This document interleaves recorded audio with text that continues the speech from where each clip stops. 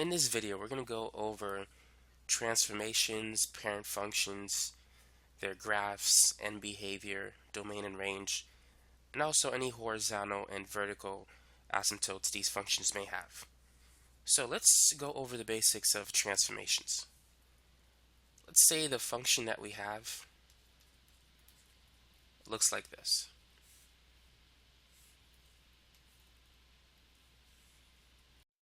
So if that represents f of x, what is 2f of x?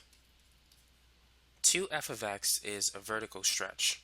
So therefore, the graph will be twice as large.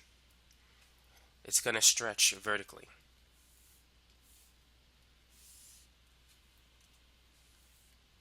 Let's move this over here. Now, what about 1/2 f of x? What type of transformation do we have here? So for the graph 1/2 f of x, it's going to shrink vertically. So it's going to be shorter, but it's still going to be equally as wide. So let's say if the amplitude is about 1, it's now going to be about 1/2. So that's a vertical shrink. Now what about f of 2x? What's going to happen here? So f of 2x represents a horizontal shrink. Let's say if this sine wave has a period of about 2 pi, the period is now going to be pi. However, it's still going to be equally tall. The height is going to be the same, meaning the amplitude is still 1 and -1. It didn't change vertically. It simply shrinks horizontally. So now the period is pi instead of 2 pi. If you continue to graph it, it's going to look like this.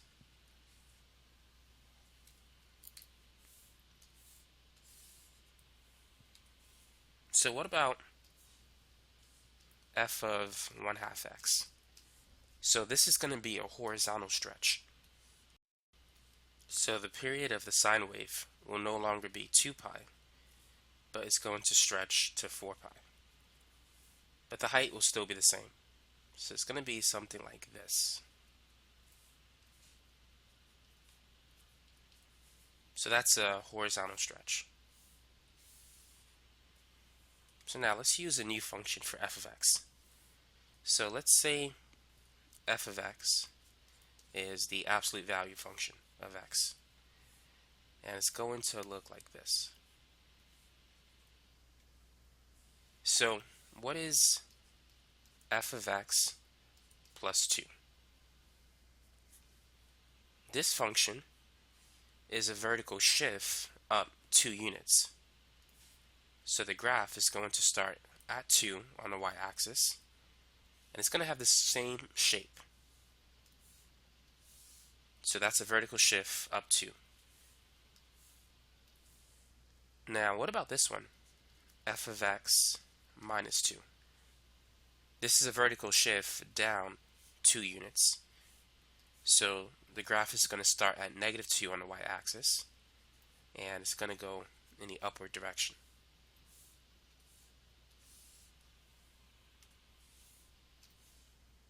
What about f of x minus 2 within the inside of the parentheses?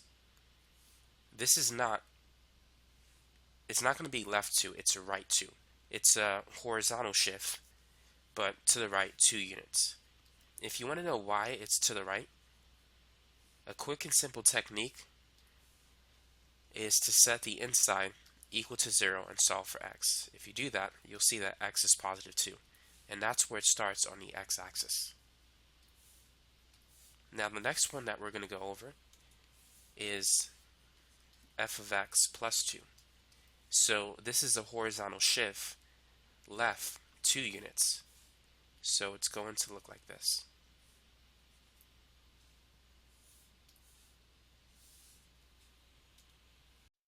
So now let's change the function. Let's use a new function.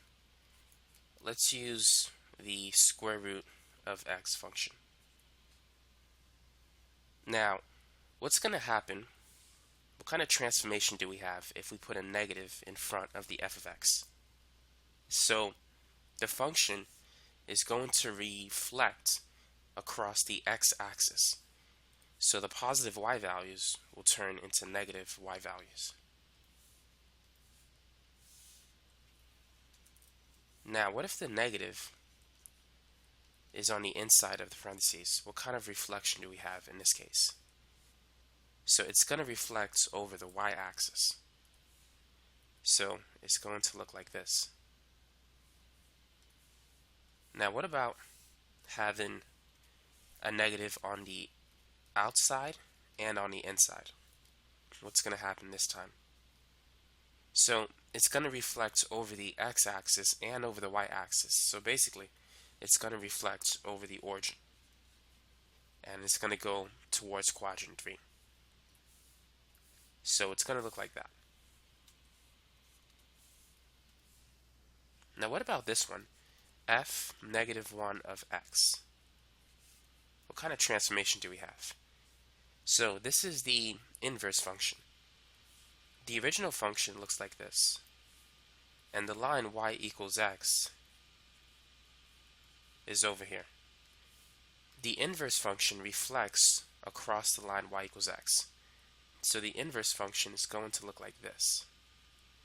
Notice that the red line and the green line are equidistant from the line y equals x.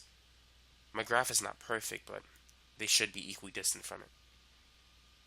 So it's going to reflect over the line y equals x.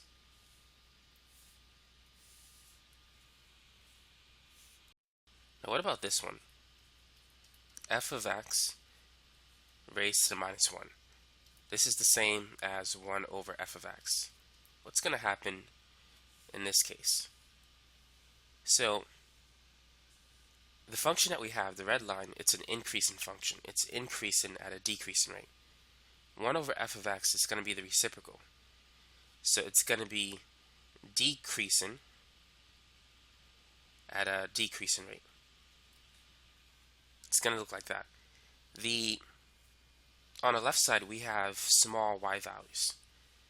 So the small y values become large y values, and the larger y values become small y values. And so it's a reciprocal function.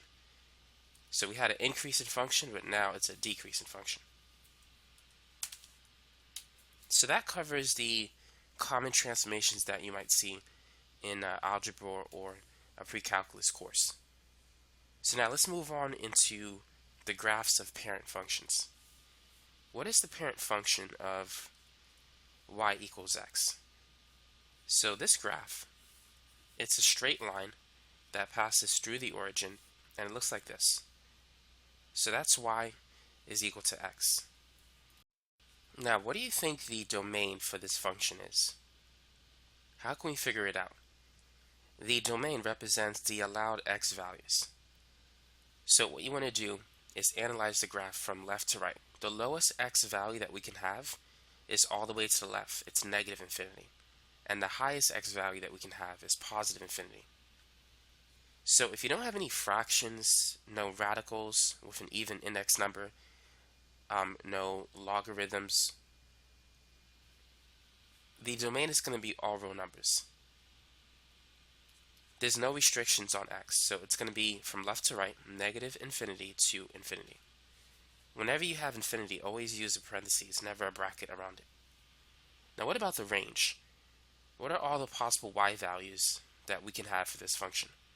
The lowest y value is negative infinity, and the highest y value is infinity because the arrow, as it goes this way, it goes to the right and it goes up, and it does that forever.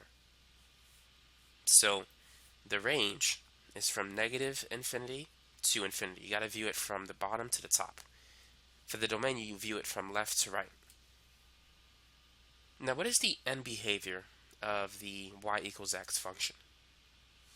So, as x approaches positive infinity, y also approaches positive infinity. Y is the same thing as f of x, so you can say f of x approaches positive infinity. So that's the right end behavior. Now what about the left end behavior? As x approaches negative infinity, what happens to y? So as we go to the left, the y value is decreasing. So y, or f of x, approaches negative infinity as well. So that's the end behavior for this function. Now, what about y equals x squared? What's the parent function for this graph? This graph looks like this. It's a parabola. It's also a quadratic function. Sometimes you might have equations like x squared plus 2x minus 1, but it's very similar to the graph that we have. By the way, this touches the origin. So what is the domain for this function? The domain for any polynomial function, be it, let's say, x cubed plus 4x minus 7, if you don't have any fractions, no radicals, no logarithms, x could be anything. If you look at the left side, it can go all the way to the left to negative infinity and all the way to the right to positive infinity. So therefore, the domain is negative infinity to infinity. Now what about the range? The lowest y value is 0, and the highest y value, it goes up to infinity. So that's the range. It starts from 0 and it includes 0, so we need a bracket, and it goes all the way to infinity. Now there's no horizontal or vertical asymptotes for this graph, so we don't have to worry about that. Now what about the end behavior? So as x approaches positive infinity, what happens to y, or f of x? Notice that as we go to the right, the graph goes up. So therefore y approaches positive infinity. Now what about the left end behavior? If you're taking calculus, you may have to express it using limits. So if you're in algebra, you could say as x approaches negative infinity, the y value goes up as we go to the left. So y, or f of x, approaches positive infinity, because as we go to the left, the graph is going up. Now if you want to use limits, you can express it this way. The limit as x approaches negative infinity, f of x approaches positive infinity. So you can also express it that way too. All you got to do is add the word limit to it. So let's work on another example. So let's say if we have the function y is equal to negative x squared plus 3. How would you graph it? And what type of transformation do we have? So we just consider the parent function, which is x squared, and it looks like this. Now, negative x squared, the negative is on the outside, so therefore it's going to reflect over the x-axis. And so it's going to look like this. Now, we have negative x squared plus 3. So it's going to be this graph, but it's going to move 3 units up on the y-axis. So it's going to start at 3, but because it's negative x squared, it's going to face downward. So the domain for this graph is going to be negative infinity to infinity. That's the domain for any polynomial function. Now the range is different. The lowest y value is negative infinity because the arrows are facing in a downward direction. They can keep going down forever. Now the highest y value is positive 3. So therefore the range, viewing it from bottom to top, it's negative infinity to 3. Now what about the end behavior? So as x approaches positive infinity, y approaches negative infinity. As you move to the right, the function is going down. Let's use the limit for the left side. The limit as x approaches negative infinity. So what happens as we go to the left? The function decreases. F of x decreases to negative infinity as well. And so that is it for this particular example. Now what about this function? Y is equal to x cubed. What's the parent function for this graph? So this graph, it looks like this. Actually, let me draw that better. So that's y is equal to x cubed. There's no restrictions on x, so the domain is negative infinity to infinity. The lowest y value is negative infinity, and the highest is positive infinity. Therefore, the range is also negative infinity to infinity. There's no asymptotes for this graph. And what do you think the end behavior is? So, as x approaches positive infinity, f of x approaches, let's see, as you go to the right, it goes up, so f of x approaches positive infinity. As we go to the left, it goes down. So, as x approaches negative infinity, f of x, or y, also approaches negative infinity. So this is the left end behavior, and this is the right end behavior, which corresponds to this side. So how about this one? Y is equal to the absolute value of x. What can we do for this function? So the absolute value of x function looks like this. It has a V shape. The lowest x value is negative infinity, and the highest is positive infinity. There's no restrictions on x. X can be anything. So therefore, the domain is from negative infinity to infinity. The lowest y value is 0, and the highest is positive infinity. Therefore, the range, it includes 0, and it goes up to infinity. There's no asymptotes for this graph. And the right end behavior, as x approaches positive infinity, f of x also approaches positive infinity. Now for the left end behavior, as x approaches negative infinity, y approaches positive infinity. As you travel to the left, the function goes up. So that's the left end behavior. So how would you graph this function? The absolute value of x minus 2 plus 3.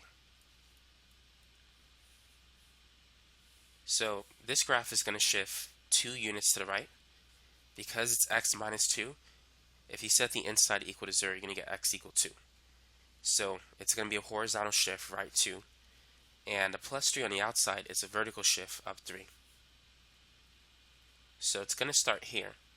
And it's going to open, forming a V shape with a slope of 1 on both sides. On the right side, the slope is 1, but on the left side, it's really negative 1 because you're going down. So as you move 1 unit to the right, the point should increase by 1. Now, what is the domain for this function?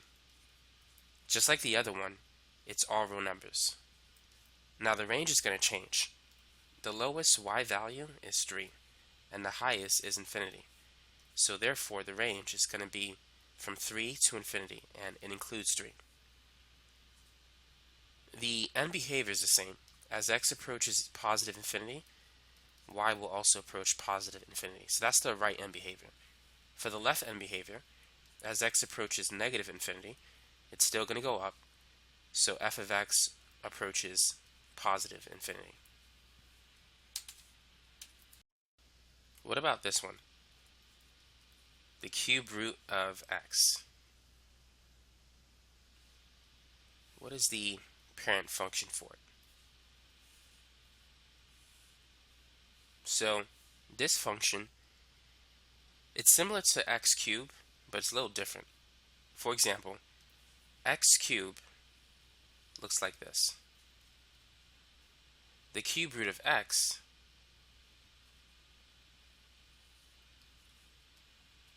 is that function in red.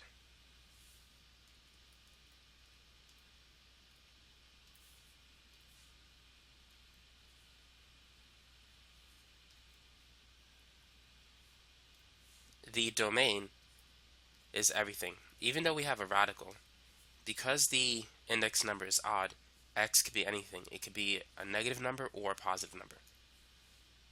Now, the lowest y value is negative infinity, and the highest y value is infinity.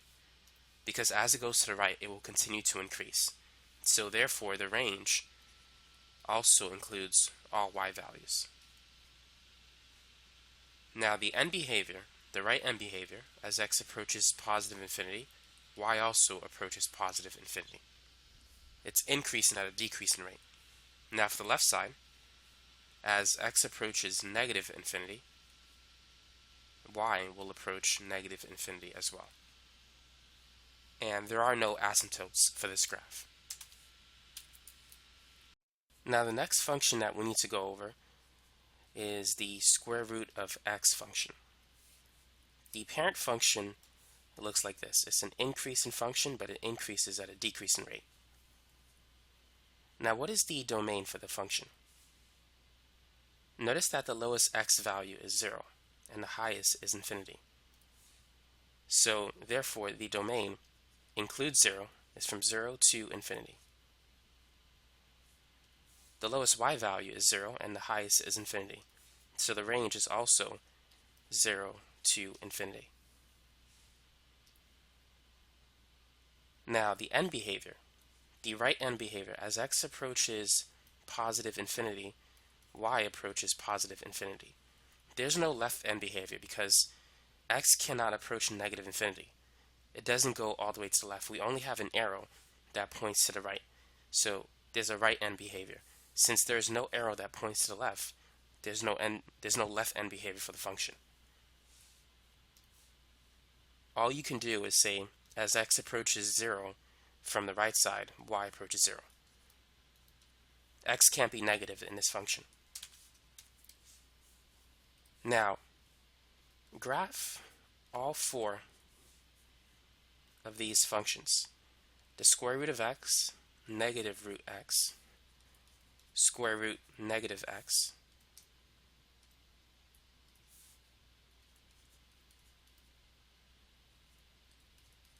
and negative root negative x. So we know this function, this goes towards quadrant 1. Both x and y are positive in quadrant 1. Now, if we put the negative sign in front of the radical, it's going to reflect over the x-axis.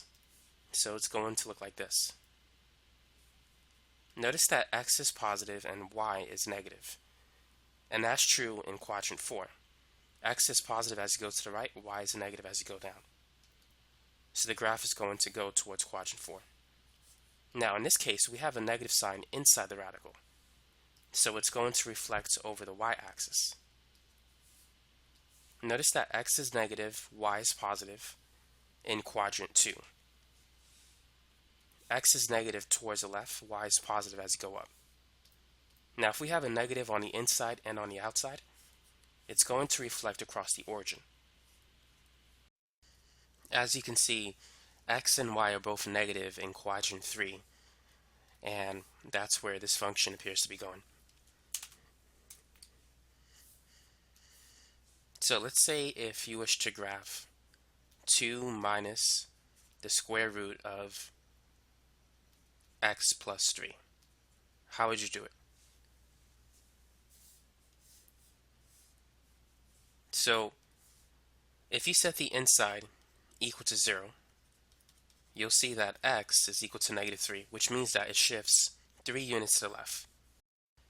And notice that there's a plus 2 on the outside, so it's going to shift 2 units up. So the graph is going to start at this point. Now what we need to know is what direction is it going to go. Is it going to go towards quadrant 1, quadrant 2, 3, or 4? Now we have a positive sign in front of x, but a negative in front of the radical. So we can view x as being positive and y as being negative, so it's going to go towards quadrant 4. It's going to go to the right and down. So therefore, the graph is going to look something like this. And that's simply a rough sketch. So now we can find the domain and range of this function. The lowest x value is negative 3, and the highest is positive infinity. So therefore, the domain starts from -3 and ends at infinity. Now the range, notice that as the function goes to the right, it also decreases. So the lowest y value is -infinity and the highest is 2. So the range is therefore -infinity to 2. There's no left end behavior, but the right end behavior, as x approaches positive infinity, y approaches negative infinity.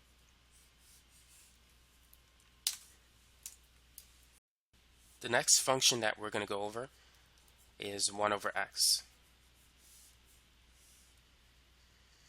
So this function has a horizontal asymptote at y equals 0, which is the x-axis. It also has a vertical asymptote at x equals 0, which is the y-axis. And so the graph for this function looks like this. So for the domain, x could be anything except the vertical asymptote. So it could be anything from -infinity to infinity except 0. And the way you need to write it, it's -infinity to 0 union 0 to infinity. Now for the range, y can be anything from -infinity to infinity except the horizontal asymptote. Y can't be 0. So therefore, the range is going to be -infinity to 0 union 0 to infinity. Now what about the end behavior? As x approaches positive infinity, the function y approaches the horizontal asymptote, so it's going to be 0.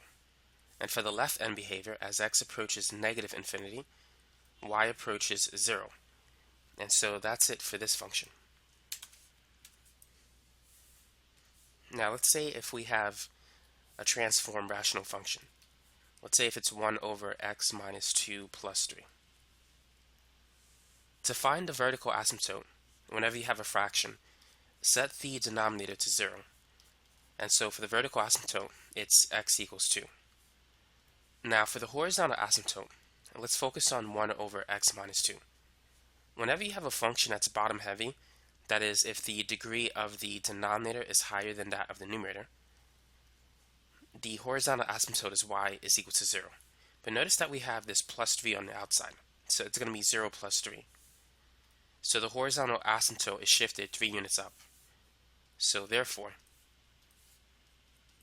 the equation for the horizontal asymptote is y is equal to 3.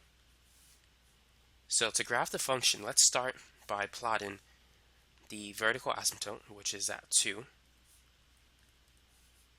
and the horizontal asymptote, which is at 3.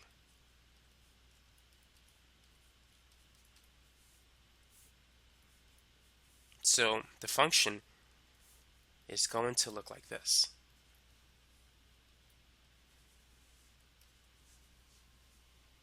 Now, what is the domain and range for this function? For the domain, all you need to do is remove the vertical asymptote. X can be anything from negative infinity to infinity except the vertical asymptote at 2. It never touches the vertical asymptote. So we can write it as negative infinity to 2 union 2 to infinity. Now for the range, y can be anything from negative infinity to infinity except the horizontal asymptote, which is at y, is equal to 3. So we can write the range as negative infinity to 3 union 3 to infinity. Now what about the end behavior? What's the left end behavior and the right end behavior? The right end behavior, as x approaches positive infinity, y is going to approach the horizontal asymptote, which is 3. Now the left end behavior is the same. As x approaches negative infinity, y, or f of x, approaches the horizontal asymptote of 3. So now let's move on into another function. That's y is equal to 1 over x squared. So this function is very similar to 1 over x, but because it's squared, it's always positive. which means that it can never be below the x-axis. So the graph for 1 over x was like this. But for 1 over x squared, the left side is going to flip over the x-axis. So the function looks like this. We still have a horizontal asymptote at y equals 0 because the function is bottom heavy. And we still have a vertical asymptote at x equals 0 because if you plug in 0 for x, it will be undefined. So what is the domain and range for this function? So let's start with the domain. X could be anything from negative infinity to infinity except the horizontal asymptote, which is at 0. So the domain is negative infinity to 0 union 0 to infinity. Now for the range, the lowest y value is 0, but it doesn't include 0 because 0 is the horizontal asymptote. But the graph goes all the way up to infinity. So therefore, the range is simply 0 to infinity. Now the end behavior, as x approaches positive infinity, y is going to approach the horizontal asymptote, which is 0. And for the left end behavior, as x approaches negative infinity, y is going to approach 0. And that is it for this function. Now what about this function, y is equal to e to the x? So here we have an exponential function. How would you graph it? What's the parent function? Exponential functions have a horizontal asymptote that's y equals 0. So that's the x-axis. If there was a number like plus 1, then it would be y is equal to 1. But since we don't have such a number, it's simply y is equal to 0. Now there's no vertical asymptote. If you make a table, if you plug in 0 for x, e to the 0 is 1. If you plug in 1, e to the first power is e, and e is about 2.7.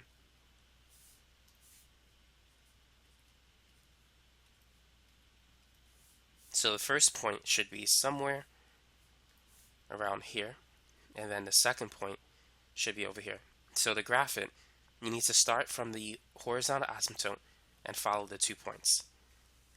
So that's the typical shape of an exponential function. It's an increasing function. It's a function that increases at an increasing rate. Now, for the end behavior, as x approaches positive infinity, y approaches positive infinity.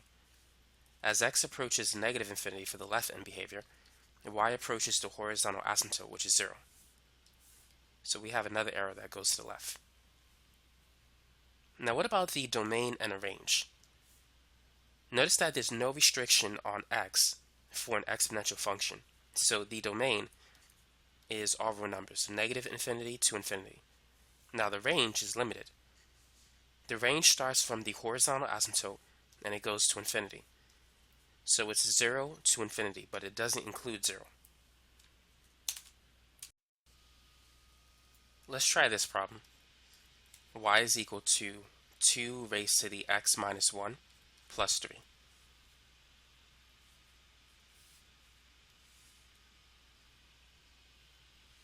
Now what I would do is make a table.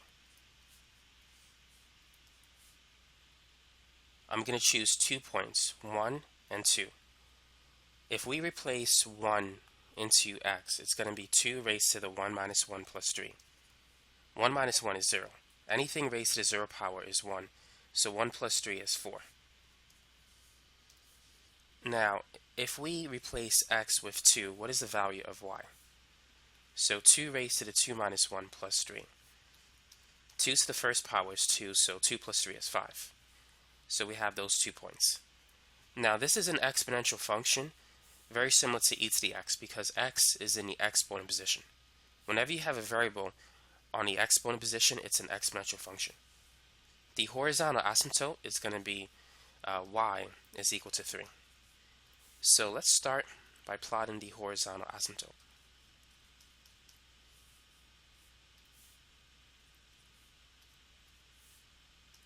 and we have the point 1 comma 4 and 2 comma 5. So then the graph is going to start from the horizontal asymptote and it's going to increase towards those 2 points. So the domain for any exponential function is always all real numbers. The range, notice that the lowest y value is the horizontal asymptote 3, and it goes all the way to infinity. So the range is 3 to infinity. Now the right end behavior, as x approaches positive infinity, y increases towards positive infinity. The left end behavior, as x approaches negative infinity, y approaches the horizontal asymptote, which is 3. So that is it for exponential functions. Now let's move on into logarithmic functions. Consider the function y is equal to log base 3 of x plus 1. How can we graph it? The first thing that we need to look for is the vertical asymptote. To find it, set the inside of the log function equal to 0. So therefore, the vertical asymptote is x is equal to negative 1.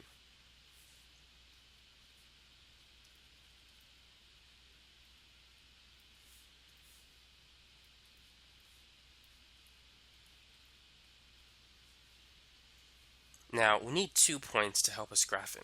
To find those 2 points, set the inside equal to 2 things. 1 and whatever the base is. In this case, the base is 3. And we're going to make a table. So if x plus 1 equals 1, therefore x must be 0. 0 plus 1 is 1. If x plus 1 is 3, x must be 2, because 2 plus 1 is 3.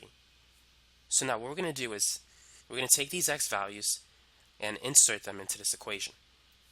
So what's log base 3 of 0 plus 1? That's basically log base 3 of 1. Log of 1 is always equal to 0. Now what's going to happen if we plug in 2? So log base 3 of 2 plus 1. 2 plus 1 is 3. Log base 3 of 3, because the numbers are the same, they're going to cancel to 1. 3 to the first power is 3. So log base 3 of 3 is equal to 1. So let's plot the points that we now have. So we have the first point 0, 0 and 2 comma 1. So the graph is going to start from the vertical asymptote and it's going to follow the 2 points. And so that's the function that we're going to get. It looks like that. So what is the domain for the log function? Notice that the lowest x value is negative 1 and the highest is infinity. Therefore, the domain is going to start from negative 1, but not including negative 1, to infinity. For the range, y could be anything for a log function. The lowest y value is negative infinity, and it keeps on going up to positive infinity. So the range is all y values. Now what about the end behavior? The right end behavior is as x approaches positive infinity, y approaches positive infinity because it's an increasing function. Now, x will never approach negative infinity because you can never have a negative number inside a log. And log, you can't have a 0 inside log 2 because that's the vertical asymptote. So therefore, x can only approach the right side of the vertical asymptote.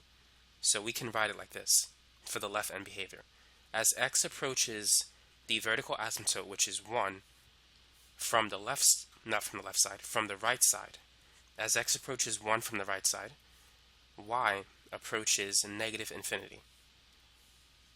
So notice that y decreases as we get close to 1 from the right side. So as we travel to the x value of 1, this function decreases to negative infinity. So that's what this means. Let's try this problem.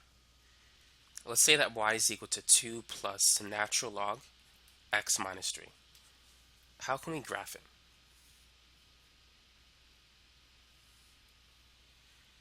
So let's set the inside equal to 0 to find the vertical asymptote. So therefore, the vertical asymptote is x is equal to 3.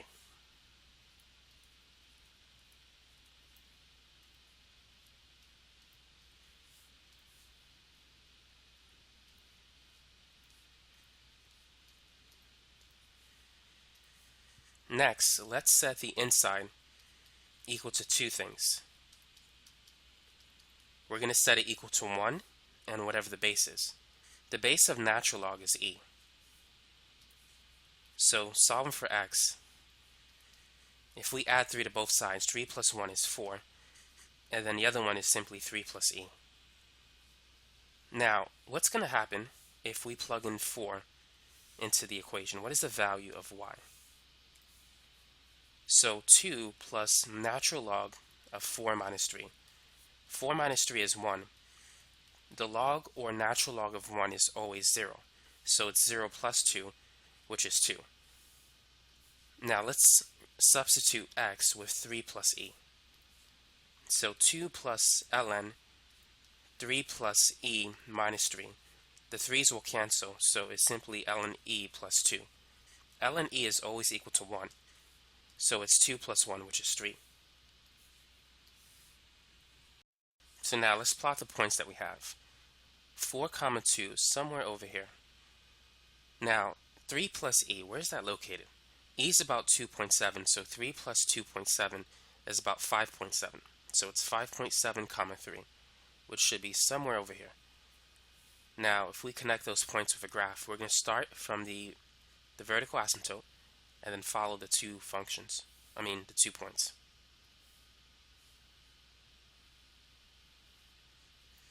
And so it should look like that. So the right end behavior, as x approaches positive infinity, y also approaches positive infinity. Now for the left end behavior, we can't go past or to the left side of the vertical asymptote. So the furthest that we can go to the left side is the vertical asymptote of 3. So as x approaches 3 from the right side, y approaches negative infinity. So as we approach the vertical asymptote of 3, the function approaches all the way down to negative infinity. That's what this means.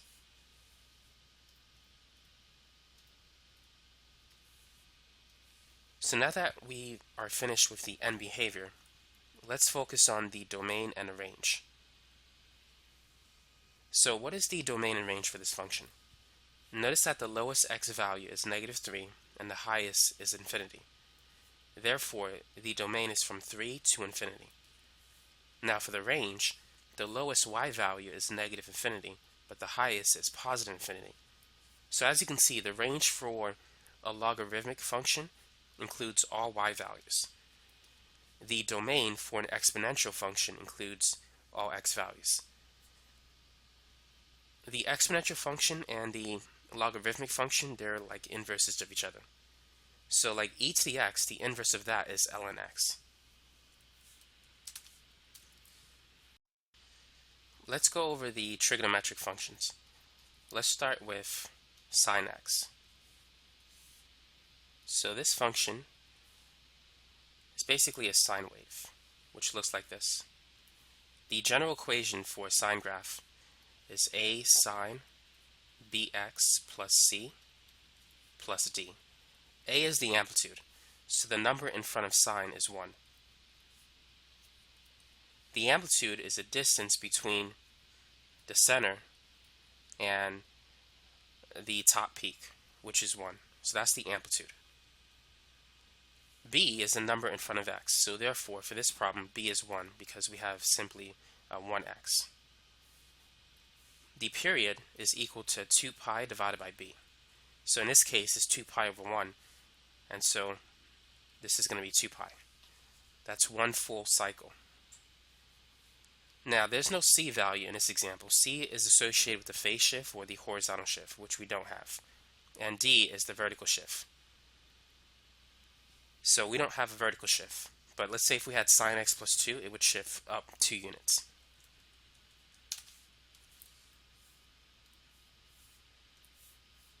Now, going back to the sine wave, what is the domain and range for this function?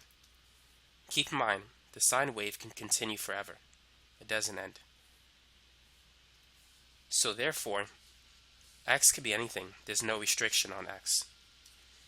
So the domain for a sine wave is all real numbers. The range, however, is from -1 to 1. It's limited based on the amplitude. So let's say if we have the function 3 sine x minus 2. This graph is shifted 2 units down. So this is going to be the midline of the graph. Now the amplitude is 3. -2 plus 3 is 1. So it's going to go all the way up to 1. -2 minus 3 is -5.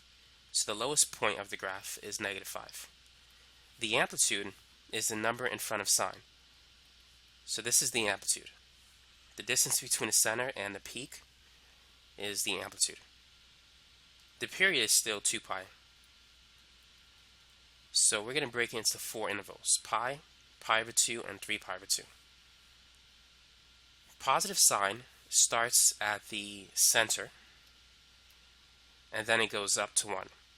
Negative sine would start at the center and go down to -5. But for positive sine, it's going to go up to 1, back to the middle, down to -5, and then back to the middle. So it's going to look like this. That's how you can graph one period of the function. But I've missed all the points, so I'm going to do that again. And so that's all you need to do. Now keep in mind, the graph will continue forever. It doesn't have to stop there. So the domain is all x values, but the range is limited by 1 and -5. So the range is going to be -5 to +1. Now what about the end behavior? It turns out that there's no end behavior, because as x approaches positive infinity, y doesn't converge to any value. So there's no end behavior for sine, cosine, or even secant, cosecant, or tangent or cotangent, because these functions, they keep repeating. For sine and cosine, there are no horizontal or vertical asymptotes. Now, let's graph cosine.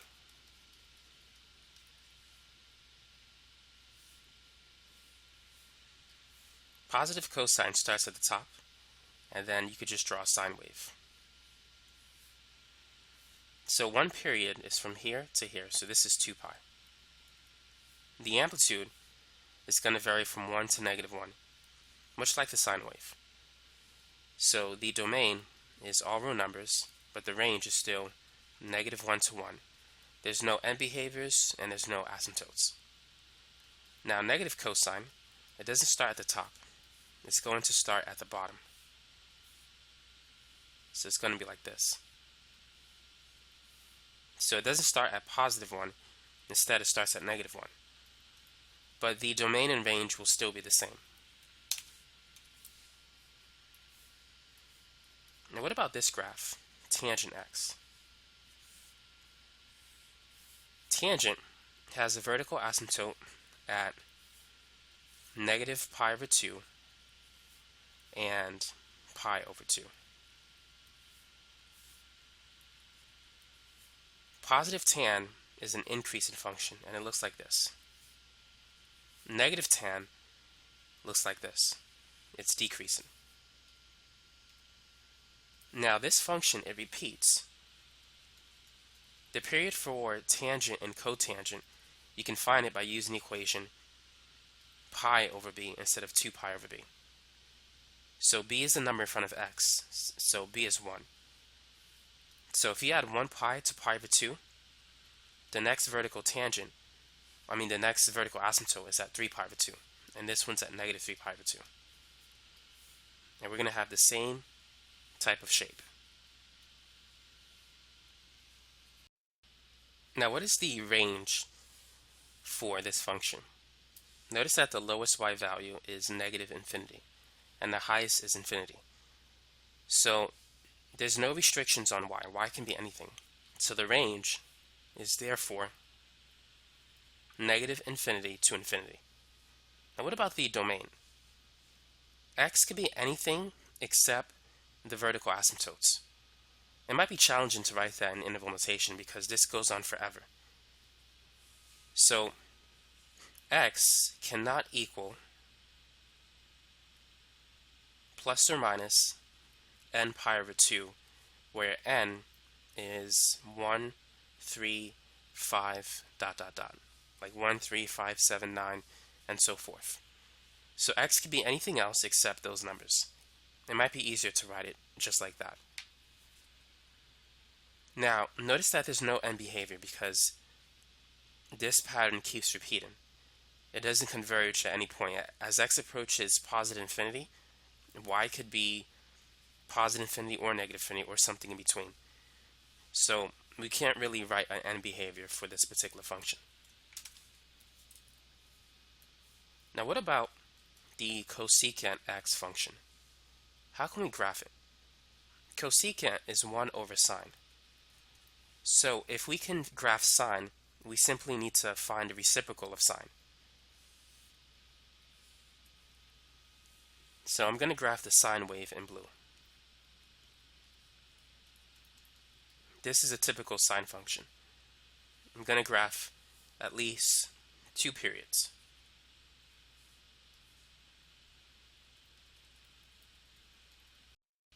Whenever the sine wave crosses the x-axis, we're going to have a vertical asymptote.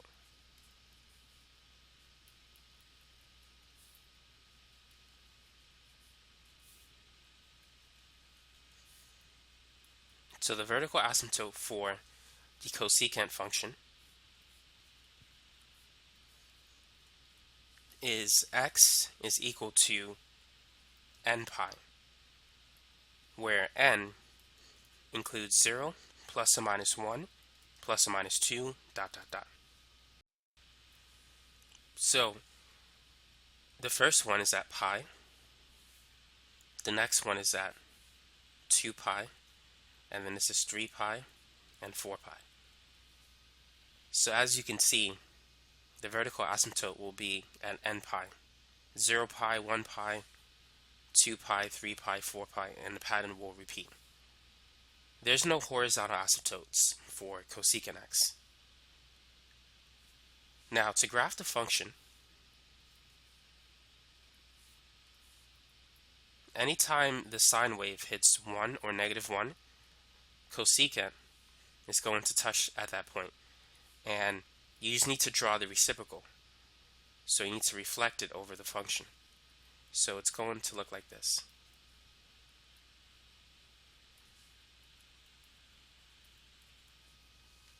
And so the graph in purple is the cosecant function.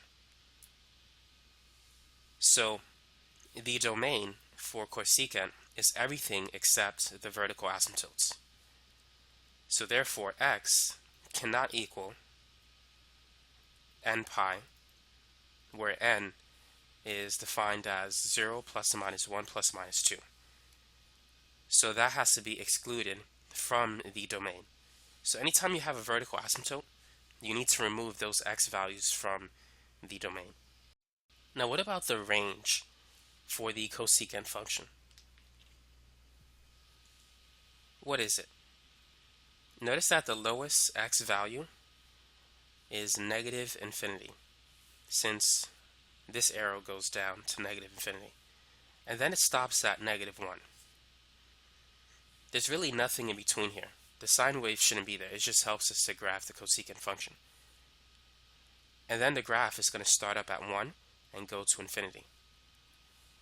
So the range is therefore negative infinity to negative 1. It includes negative 1. So there should be a bracket. And then union bracket 1 to infinity. So that's the range of the cosecant function if the amplitude is 1. So now let's move on into the inverse functions. How would you graph the inverse sine function? So if you graph sine, it looks like this. And whenever you want to graph the inverse function, x changes with y. You have to switch x and y. And so it would appear as if the inverse function should be like this. But notice that this is not a function because it doesn't pass the vertical line test. The inverse sine function is restricted. And so the correct graph for the inverse sine function looks more like this.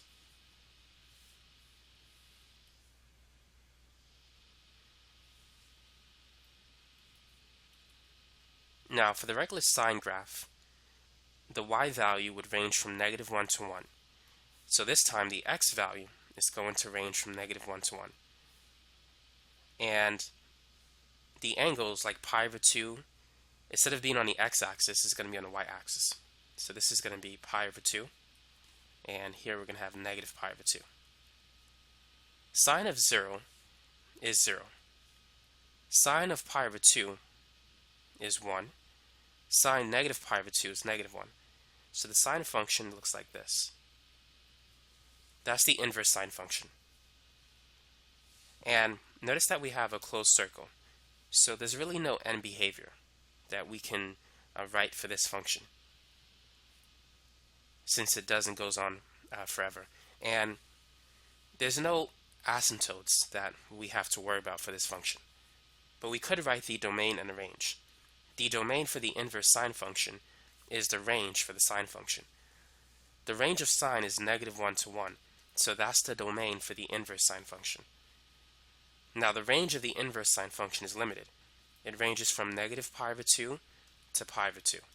It doesn't go on forever, otherwise it wouldn't be a function. So now let's graph the inverse cosine function. So on the x-axis, it's going to be -1 and 1, just like before. Now, inverse sine varies between -pi/2 and pi/2. It can only exist in quadrants 1 and 4. But for inverse cosine, it varies between 0 and pi. It exists in quadrants 1 and 2. Now, cosine of 0 degrees is equal to 1. So we have this point. Cosine pi/2 is 0. And cosine pi is -1. So therefore, the graph looks something like this. So that's the inverse cosine function. The domain is -1 to 1. For the range, we can see that the lowest y value is 0 and the highest is pi. So the range is 0 to pi. There's no asymptotes or end behavior that we can write for this particular function. Now the last thing that we need to go over is the inverse tangent function. Now keep in mind, the regular tangent function looks like this. It's an increasing function, and it's bounded by the asymptotes pi/2 and -pi/2. But it goes on from -infinity to infinity on the y-axis. So to graph inverse tangent,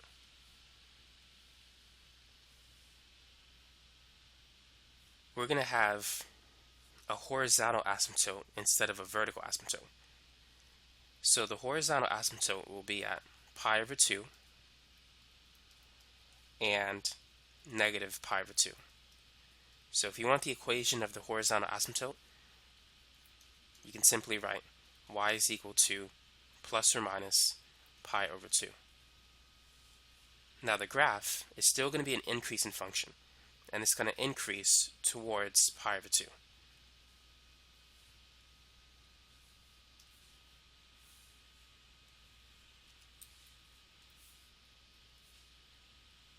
So what is the domain and range for this function?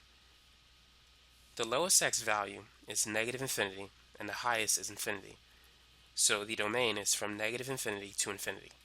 For inverse tangent, it doesn't matter what value of x you plug in. If you plug in inverse tangent of 1,000,000, you're going to get about 89.999 degrees. It's going to be close to 90.